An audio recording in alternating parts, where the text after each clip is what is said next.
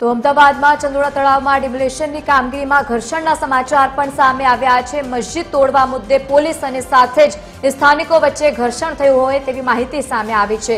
સ્થાનિકોએ ઉગ્ર બોલાચાલી સાથે માથાકૂટ પણ કરી છે। અત્યાર સુધી ઘરો ન તોડ્યા અને હવે શા માટે અમારા ઘર તોડી રહ્યા છે તેમ કહીને પોલીસ સાથે માથાકૂટ કરી રહ્યા છે। અહીંથી જતા રહો નહીં તો જોવા જેવી થશે તેવી પોલીસ કર્મીઓને પણ આ લોકો ધમકી આપી રહ્યા છે। સ્થાનિક લોકો જે રીતે અત્યારે સમાચાર સામે આવ્યા છે ઘર્ષણને લઈને પણ એક તરફ મેગા ડિમોલિશનની કામગીરી ચાલી રહી છે તો બીજી તરફ પોલીસ અને ત્યાંના સ્થાનિક લોકો વચ્ચે ઉગ્ર બોલાચાલી અને સાથે જ માથાકૂટ પણ થઈ હોય તેવા સમાચાર સામે આવ્યા છે। એક તરફ પાલિકાએ જે રીતે ડિમોલિશનની કામગીરી હાથ ધરી છે, મસ્જિદ તોડવા મુદ્દે પોલીસ અને સાથે જ સ્થાનિકો વચ્ચે ઘર્ષણના સમાચાર સામે આવ્યા, ત્યાં રહેતા સ્થાનિકોએ ઉગ્ર બોલાચાલી સાથે માથાકૂટ પણ કરી છે।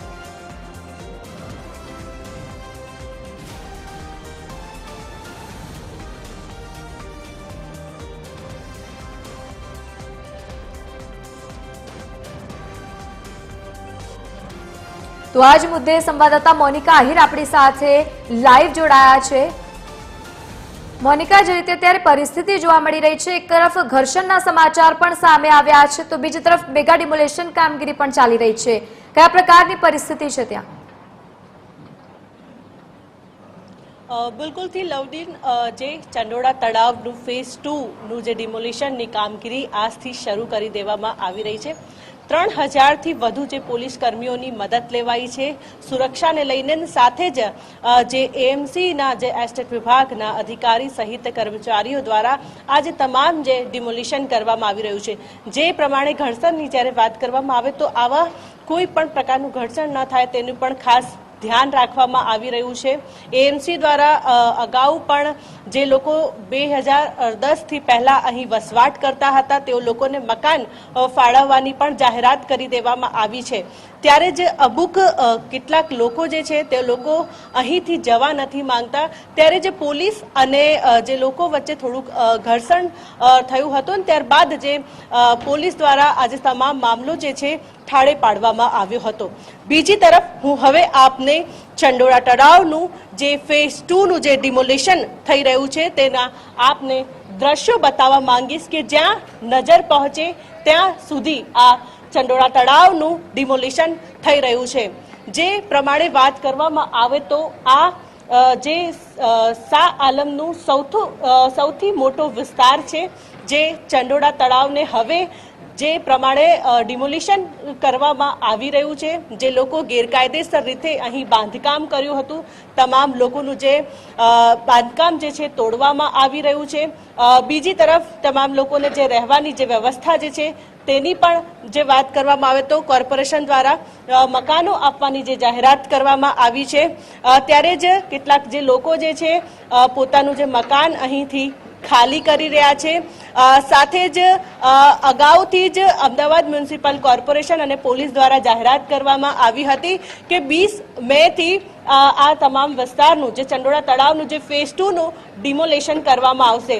જેમાં કેટલાક લોકો હતા તેઓ લોકોએ પહેલાથી જ પોતાનું જે ઘર છે ખાલી કરી દેવામાં આવ્યું હતું ને એએમસી દ્વારા પણ તેવા લોકોને નોટિસ આપવામાં આવી હતી। એટલે કે હવે તમામ જે છે ડિમોલિશનની જે કામગીરી જે કરવામાં આવી રહી છે, 3 થી 4 દિવસ દરમિયાન 2 લાખથી વધુ જે સ્ક્વેર ફૂટની જે જગ્યાઓ છે ત્યાં ડિમોલિશન કરવામાં આવશે અને ત્યારબાદ આ જે ડિમોલિશન 3 થી 4 દિવસ સુધી ડિમોલિશન કરવામાં આવશે।